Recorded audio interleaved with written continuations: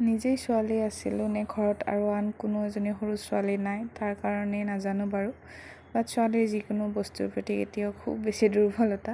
য'ত গ'লে ছোৱালীৰ কিবা এটা বস্তু পালে মোৰ খুব ভাল লাগে। ল'ৰাবোৰৰ ড্ৰেছবোৰ যে খুব ব'ৰ লাগে, সদায় যিমান নতুন দিলেও আপুনি একেটাই, সেই জিন্স চাৰ্ট আৰু টি চাৰ্ট এইবোৰে।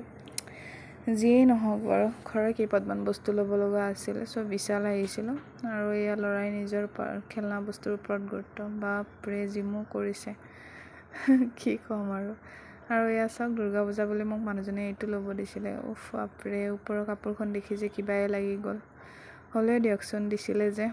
আৰু এয়া বহুত দিন পিছত গুৱাহাটীত ৰ'দ দিছে, খুব ভাল লাগিছে বতৰটো চাই।